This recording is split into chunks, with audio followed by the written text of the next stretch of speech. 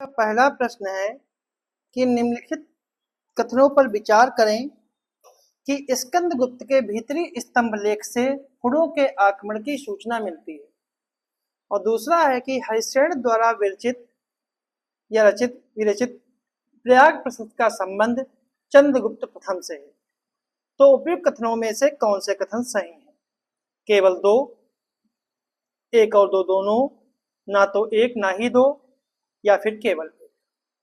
तो इसका सही जो आंसर है वो आपका है ए ऑप्शन, या फिर डी ऑप्शन, केवल एक। मतलब कि डी ऑप्शन जो है सही है, पहला कथन सही है, दूसरा कथन जो है वो गलत है।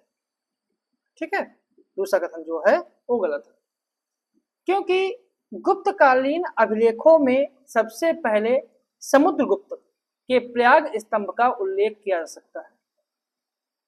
प्रयाग स्तंभ लेख एक प्रशस्ति है जिसमें समुद्रगुप्त के राज्याभिषेक, दिग्विजय और उसके व्यक्तित्व पर प्रकाश पड़ता है।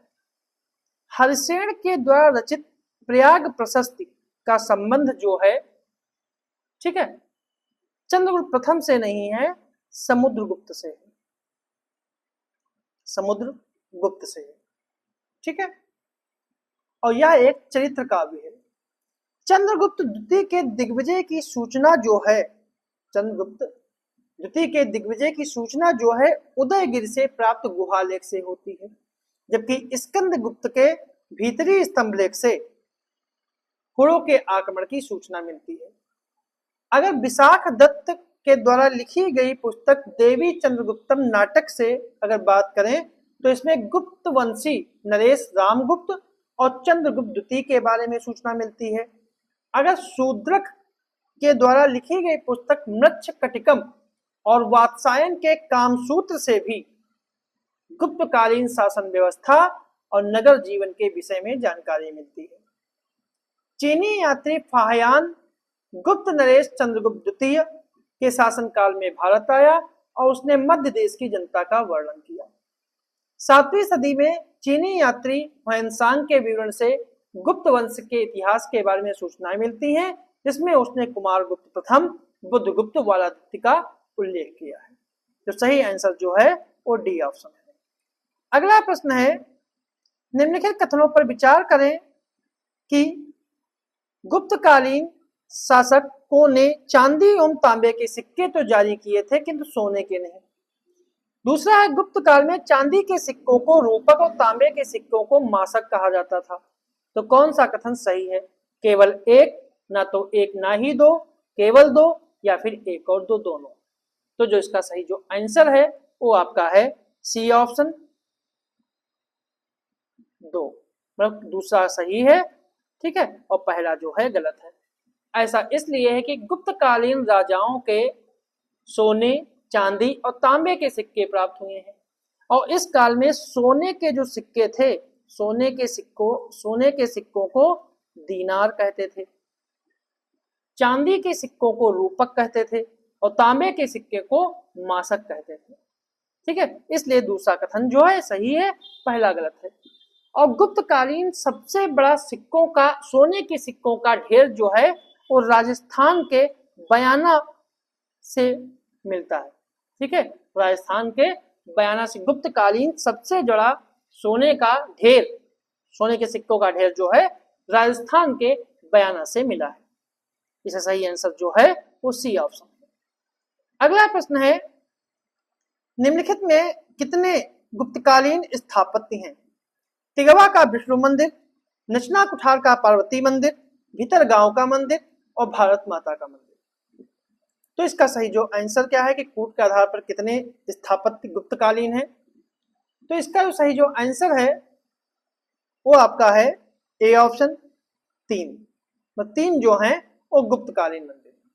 गुप्तकालीन स्मारकों में तिगवा का विष्णु मंदिर जो आपका मध्य प्रदेश के जबलपुर में है, नचना कुठार का पार्वती मंदिर ये भी मध्य प्रदेश के पन्ना में है, भीतरगांव मंदिर ये यूपी में है, यूपी के कानपुर में है, देवगढ़ का दशावतार मंदिर ये उत्तर प्रदेश के झांसी में है। तो ये सब जो थे वो गुप्तकालीन स्मारक है। जबकि वाराणसी के भारत माता मंदिर का निर्माण जो है वो 20वीं शताब्दी में किया गया था। अगर गुप्त शासकों की उत्पत्ति की बात करी जाए तो काशी प्रसाद जायसवाल का मानना है कि गुप्त शूद्र और निम्न जाति के थे। प्रोफेसर आयंगर, रोमिला थापर, रामशरण शर्मा जैसे जो इतिहासकार हैं उन्होंने गुप्तों को वैश्य माना है। और आरसी मजूमदार, गौरी शंकर ओझा जो हैं वो गुप्तों को क्षत्रिय मानते हैं। तो सही आंसर जो है वो इसका ए ऑप्शन। अगला प्रश्न है, चंद्रगुप्त प्रथम के संदर्भ में निम्नलिखित कथनों पर विचार करें कि यह प्राचीन गुप्त वंश संस्थापक था, इसे गुप्त संवत के प्रवर्तन का श्रेय दिया जाता था। तो उपयुक्त में से कितने कथन जो हैं सही हैं? केवल 2, ना तो 1 ना ही 2, 1 और 2 दोनों, और डी ऑप्शन केवल 1। तो जो इसका सही जो आंसर है वो आपका है ए ऑप्शन, केवल 2।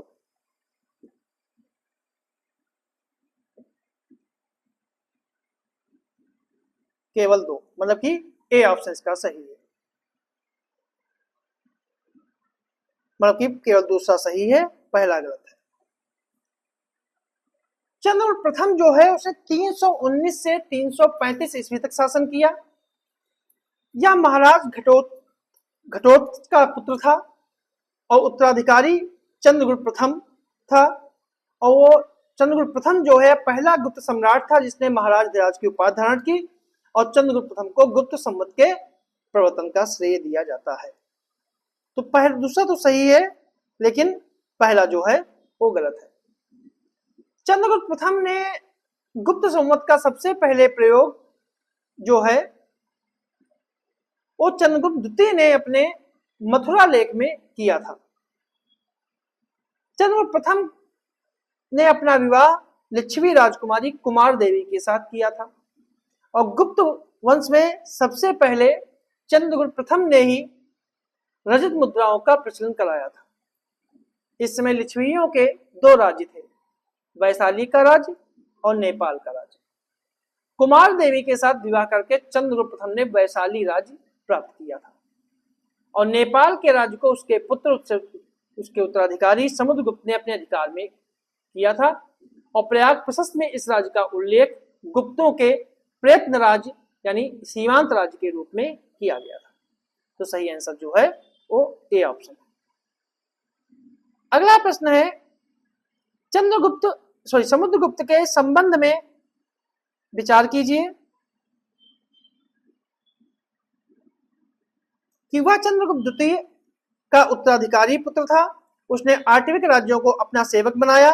विंसेंट स्मिथ ने उसे भारत का नेपोलियन कहा है, और प्रसिद्ध बौद्ध भिक्षु वसुबंधु को उसने संरक्षण दिया। तो कौन सा, कितने कथन सही हैं? 1 और 4, 1, 2 या 3?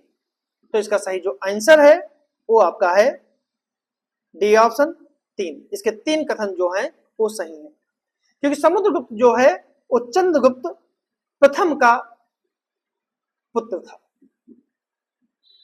और इसके बारे में जानकारी प्राप्त करने का स्रोत जो है प्रयाग प्रशस्त है, जिसे इस्लाहाबाद स्तंभ लेख भी कहते हैं। प्रयाग प्रशस्त की 21वीं पंक्ति के अनुसार समुद्रगुप्त ने आर्टिविक राज्य को अपना सेवक बना लिया, और फ्लीट महोदय के अनुसार, जो फ्लीट महोदय हैं उन्होंने ये बताया कि उत्तर भारत के उत्तर प्रदेश के गाजीपुर जिले से लेकर मध्य प्रदेश के जबलपुर जिले के बीच वन प्रदेश तक को आर्टिविक राज्य में फैले हुए थे।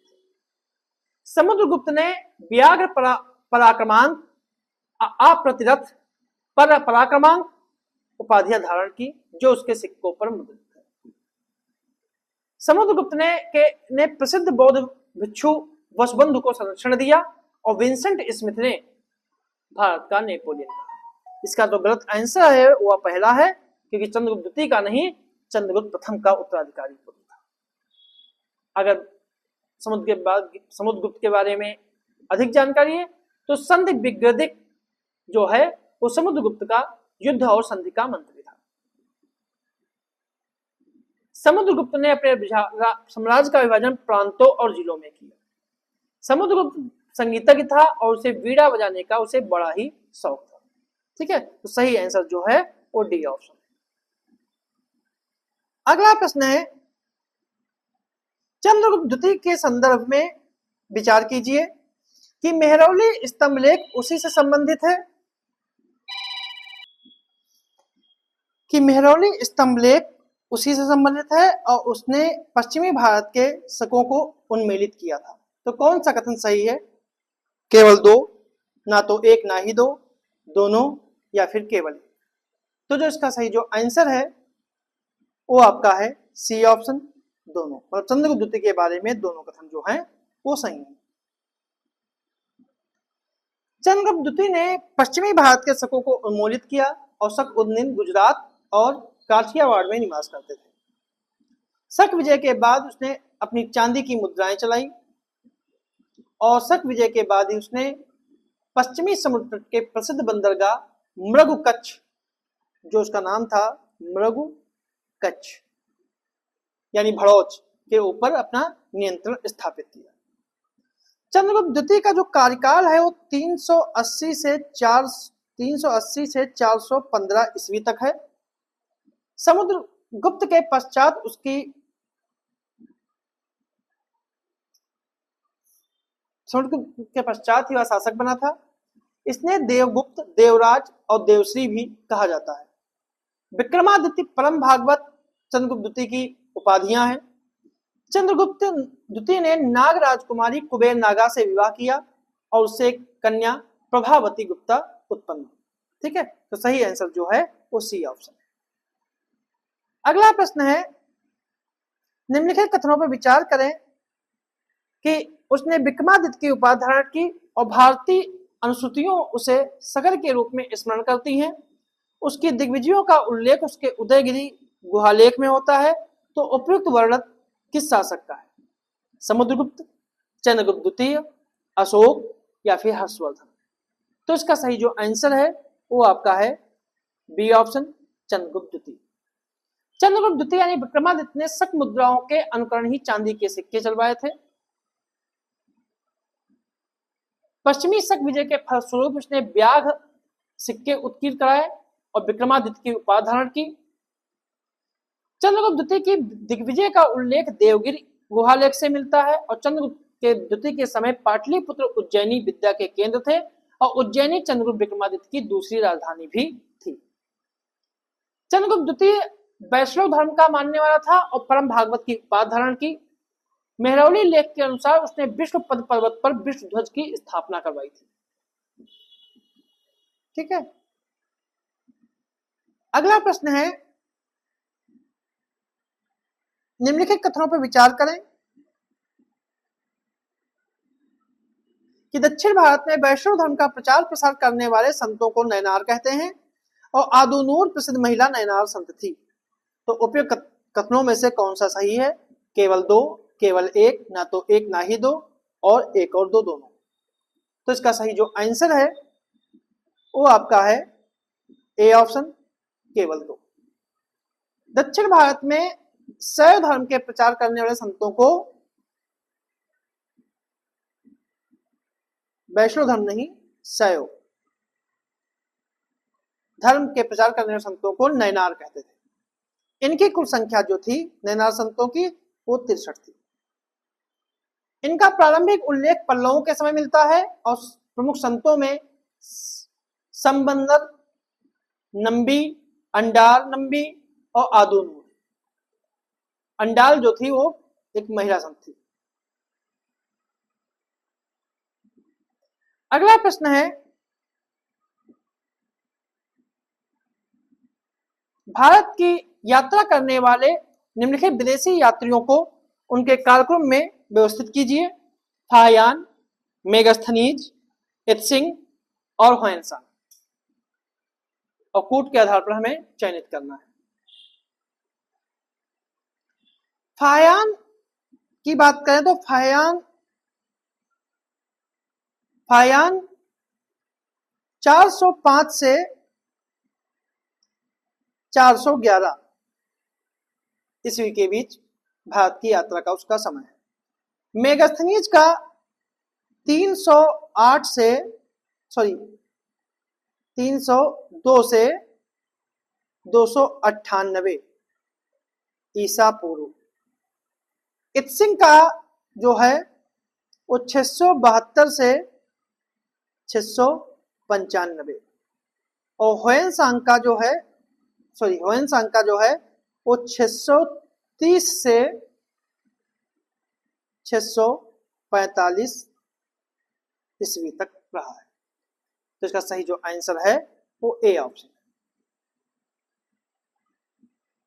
मेगास्थनीज ने इंडिका में लिखा है कि सूरसेन के लोग यानी मथुरा के लोग हेराक्लीज यानी कृष्ण के उपासक हैं, और चीनी बौद्ध यात्री फायान चंद्रगुप्त द्वितीय के समय भारत आया था। अगला प्रश्न है, निम्नलिखित में से कौन दक्षिण भारत के प्रसिद्ध अलवार संत थे? तिरुमलराई, कुलशेखर, आंडाल, आदुरु। कूट के आधार पर चयनित करना है, 1 और 2, 1 2 3, 1 3 4 या फिर 2 3। तो जो इसका सही जो आंसर है वो आपका है बी ऑप्शन, 1 2 3, मतलब 1 2 3। आदुनूर जो है वो अलवार संत नहीं थे, ठीक है। आदुनूर जो थी वो महिला नैनार महिला संत थी, ठीक है। अगला प्रश्न है, सूची फर्स्ट में दर्शन और सूची सेकंड में प्रवर्तक से सुमेलित करना है कि न्याय, वैशेषिक, पूर्व मीमांसा, उत्तर मीमांसा। कूट के आधार पर उत्तर चयनित करना है।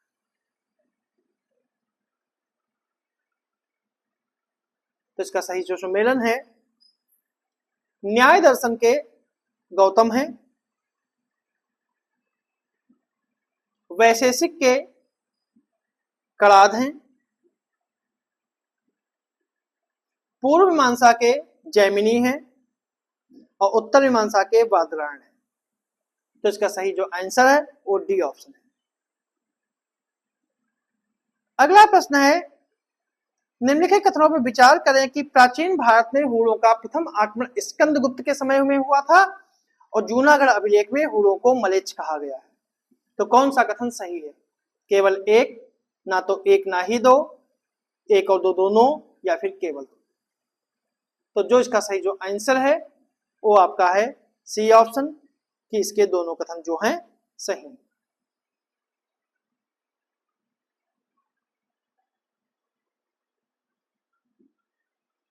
अगला प्रश्न है, मीमांसा दर्शन के संबंध में विचार कीजिए कि यह पुरोहितवाद बाह्य आडंबर को बढ़ावा देने वाला दर्शन है और न्याय सूत्र इस दार्शनिक प्रवृत्ति का पहला ग्रंथ माना जाता है। तो उपयुक्त कथनों में से कौन सा सही है? केवल 2, दोनों, ना तो एक ना ही दो, या फिर केवल 2। तो इसका सही जो आंसर है वो आपका है डी ऑप्शन, केवल 1। पहला सही है और दूसरा गलत है। क्योंकि कर्मकांड यज्ञ आधारित इस दर्शन के प्रतिपादन में आचार्य जैमिनी का नाम सबसे पहले आता है, और मीमांसा के अनुसार वेदों में कही गई बातें जो हैं वो सदा सकती हैं। यह पुरोहितवाद बाह्य आडंबर को बढ़ावा देने वाला दर्शन है।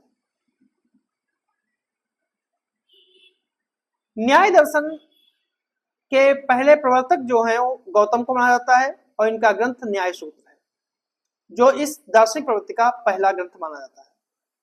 न्याय दर्शन को नया रूप जो है वो गंगेश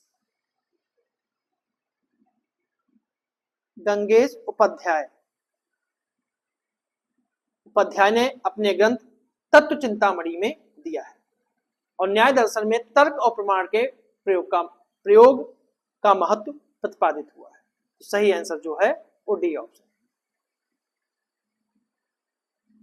अगला प्रश्न है, गुप्त काल के संदर्भ में सूची 1 और 2 को सम्मिलित करिए। महाबलधिकृत, दंडपाशिक, महापक्ष पटलिक और महामही पीलपति। तो इनका सुमेलन क्या है? तो इसका सही जो आंसर है, जो बलाधिकृत होता है वो वह साम्राज्य का सेनापति होता है। दंडपाशिक जो था वो पुलिस का सर्वोच्च अधिकारी होता है। महापक्ष पटलिक जो है वो लेखा विभाग का सर्वोच्च अधिकारी होता है। और महामहिपलित हाथी सेना का नियंत्रक और संचालक होता है। तो सही आंसर जो है वो ए ऑप्शन। जबकि महादंडनायक जो होता था वह युद्ध और सैन्य सक्रियता से संबंधित था। महाप्रतिहार जो होता है राजा के राजप्रसाद की देखरेख करता था। ठीक है,